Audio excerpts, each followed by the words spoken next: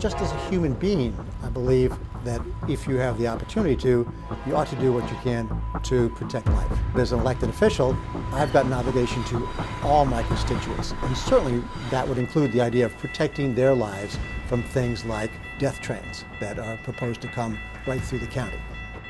While other entities have stopped fighting against Virgin Trains, formerly known as Brightline in All Aboard, Florida, Indian River County Commissioner Bob Solari remains vigilant with both a federal and a state lawsuit against the company. We have been fighting a corporate entity which basically lied to us from the start. But a lot of people didn't believe when we said that deaths were going to occur, that they were unconcerned with safety. A lot of people bought into the corporate myth that they were going to do everything they could for safety. What do you do to have high-speed rail as a safe project? You have a dedicated high-speed rail line. That's the first thing.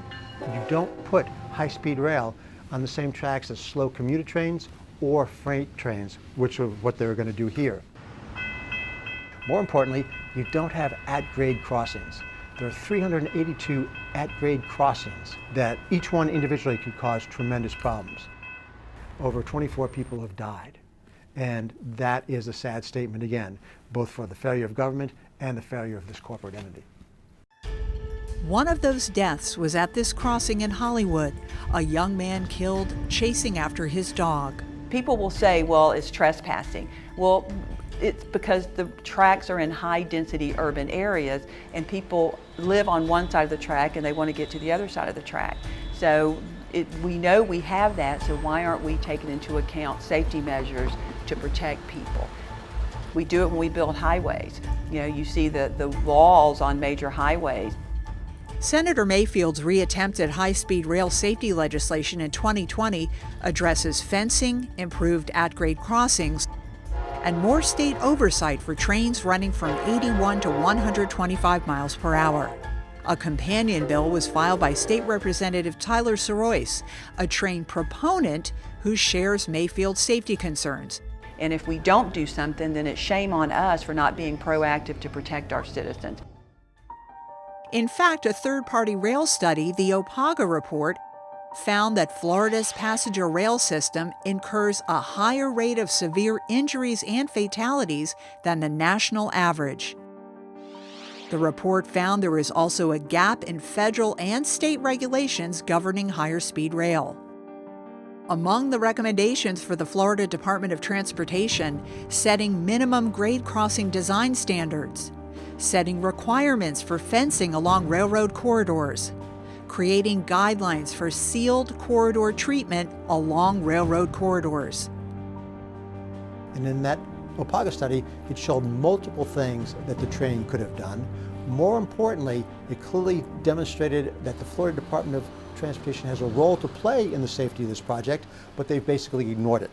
And also, importantly for me, is it showed that there are a series of best management practices for high-speed rail which are possible to implement, but which Virgin Trains hasn't implemented. Most of us believe that the simple reason that the Trains has not implemented them is simply because they want to save money.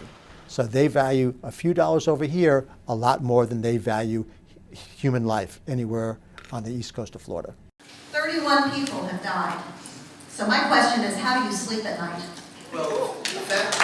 At a recent informational meeting in Jupiter, Virgin Trains Vice President of Government Affairs Rusty Roberts insisted safety was its top priority, but the overwhelming majority of the audience wasn't buying it.